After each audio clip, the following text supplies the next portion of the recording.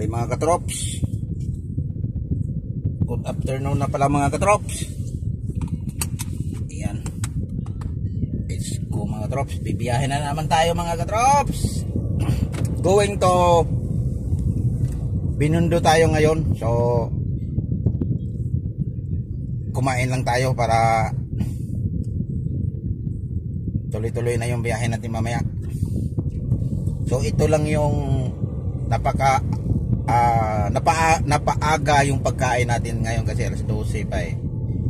Kasi kung hindi tayo kakain, malamang ang kain natin ito doon na naman sa mga alas 3. So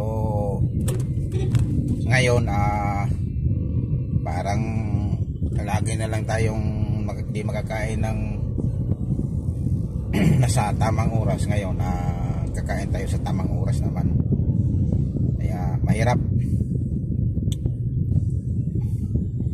Kaya yun yung lakas talaga ng pares dito mga katrops. So tuloy-tuloy na yung biyahe natin itong mga trops. Wala na tong hinto kasi ang ruta natin ngayon trops sa Makati, BGC. Sa area tayo ng Magallanes ngayon, BGC, tapos Binondo, balik tayo ng Makati, balik tayo ng BGC, tapos Makati, Ayala, Makati, BGC, Makati. Yan yung alternate natin yung ruta ngayon. Tawid yung mga babae. So yan yung adventure natin for today mga trops. Unang-una pala, excuse lang mga trops, inom lang ako ng tubig.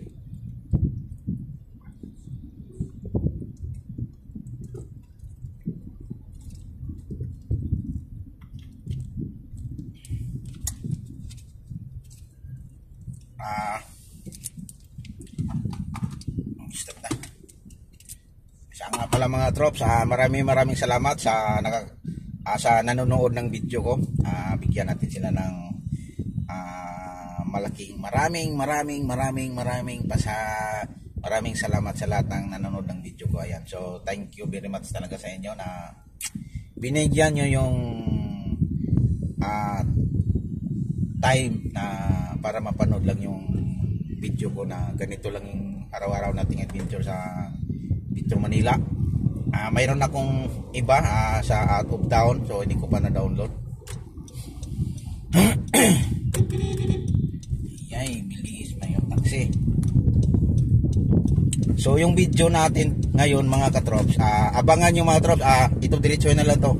So wag na natin tong i-cut off, kasi yung mga area na bawal tayo lumiko, yung mga sinasabi ko sa inyo na sa mga hindi pa nakakaalam ng kalsada or kahit driver ka na, may area kasi na hindi mo alam na bawal dyan lumiko, bawal dyan lumipat ng linya. Ayan, so para to sa mga lahat ng driver, baguhan man o matagal nang nagmamaniho, kasi may lugar naman talaga na hindi natin alam. Kahit ako naman minsan mauuli din ako ng gano'n na kasi lalong-lalo na pag mga may nagbantay, okay lang kung wala. At saka mga ganitong oras, mahirap na. So abang-abangan nyo kasi nasa area pa tayo ng South Super Highway. So ang topic natin mga trops, doon banda sa may top, yung may huli, tatlong may nagbantay doon na sigurado talaga na, uy, unsa ka ba? Katug man siguro ning driverang minto man.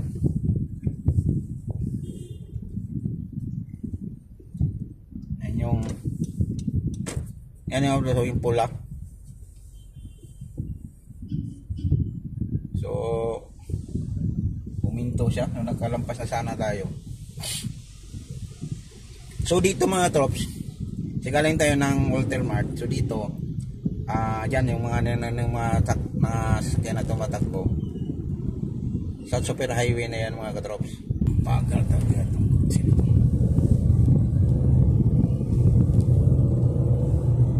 Ayan, South Super Highway na ito mga katrops.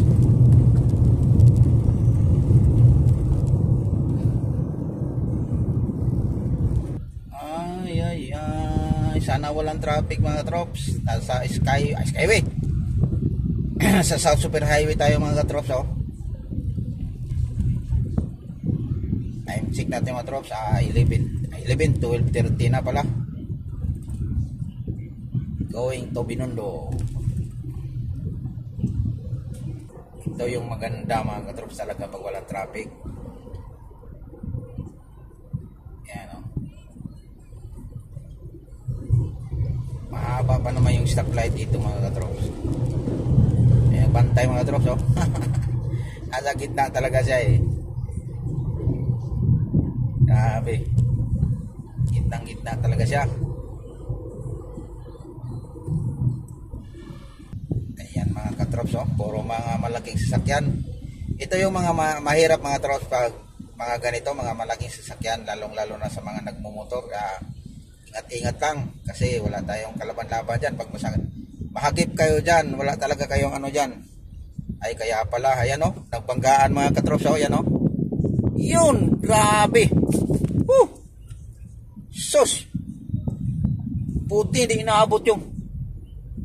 Yun pala mga katrops, grabe, pilit na pilit talaga. Sentro pa naman sa driver side. Sus, malamang yun mga katrops, madalas mga ganyan na banggaan.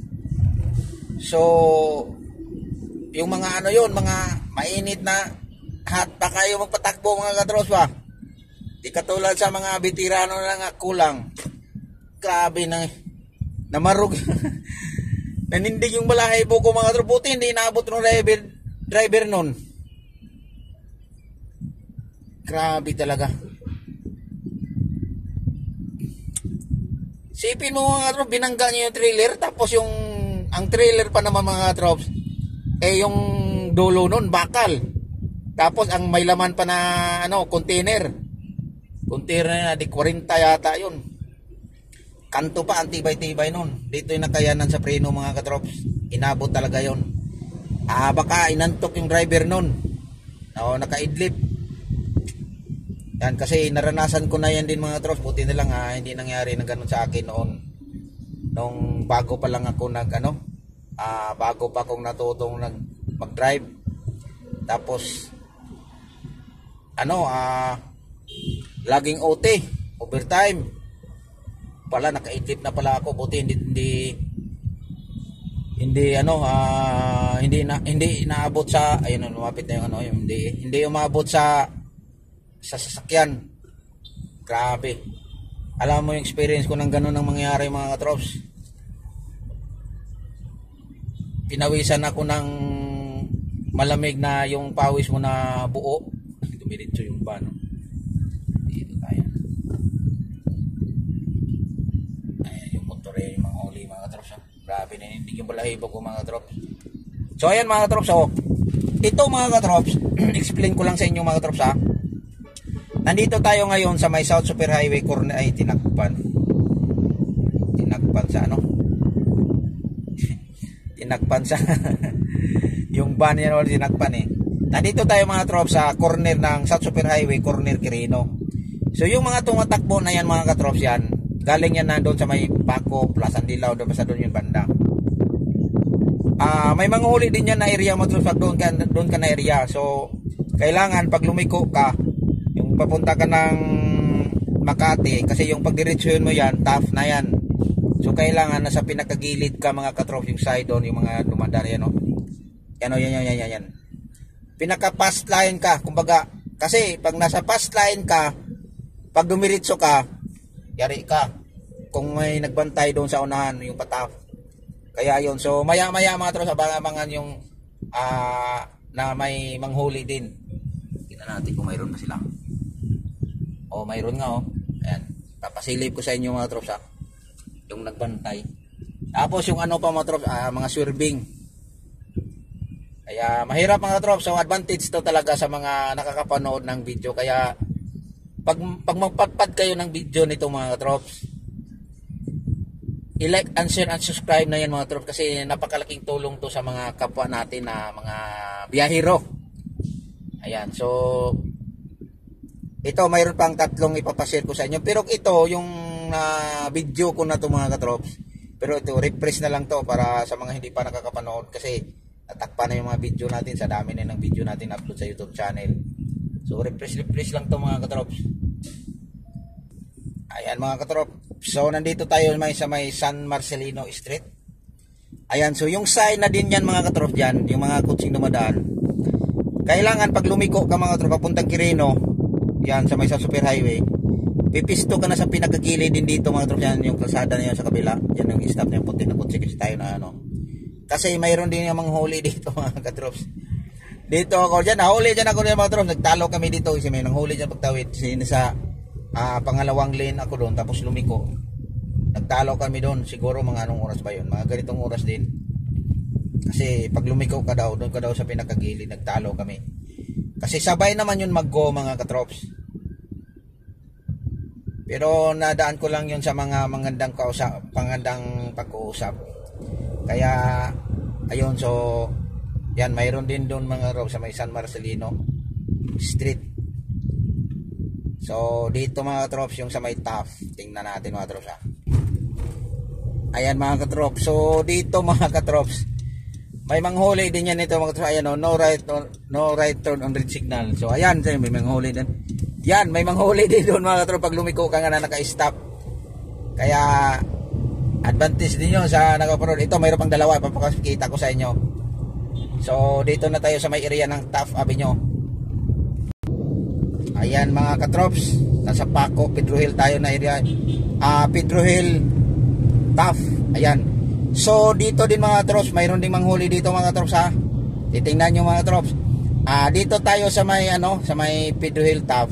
Ayan, so pagdating dito yan sa may stoplight diyan, PGH. So kung dumiritso ka, huwag kang dito sa pinakagitna. Ayan, lumipat yung Hilux kasi may manghuli yan dito mga katrops. Diyan. Ayan, so ayan may nahuli mga katrops yung van na yun. Ayan, pinalis na, alam na dis. Ayan, yung isa. Nahuli yun mga katrops kasi ayan, doon sa PGH at saka yung dito. May isa din dito mga katrops. Ayan, so kung dumiritso ka, basta tandaan nyo lang yung area na to, yung mga binibidyo ko. Para alam nyo na. Ayan, so dito mayroon din dito sa sunod ng stoplight ng PGH. Padre Paura. Ayan. TAF Padre Paura. So kasi paliko din yan mga katrops para ito may stoplight dyan, magra-ride ka. Sabayan sila mag-go mga katrops Ang mauna lang mag-stop yung pa-left turn pala, pa-left turn pa ganun. So yung dito straight matagal yan matagal yan mag-stop. So ayan, yung sila nakapila yan. Pag nandito ka na mga katrops tapos lumipat ka, ay yari na, uli ka na. Yan, hindi yung taga dito kasi naligaw na naman siya. Pag makita yun mga katrops, yung van na yun, uliin yun. Ayan may nakabantay mga katrops yan yan, kabantayan. Pag makita ka yan, ay alam na dis. Basta pag tandaan lang yun mga katrops, tandaan lang yung lugar na yan kasi sigurado ka talaga dyan. Kaya advantage to sa mga driver. Ayan, so ito yung video natin mga trops. Refresh na lang to mga trops sa mga hindi pa nakakapanood. Ayan, so thank you for watching mga trops. God bless na lang sa ating lahat at abang-abangan nyo yung mga next nating video kasi mayroon pa tayong mga kalsada na ganun din, mas lalo na pag doon tayo sa may area na ng Binondo.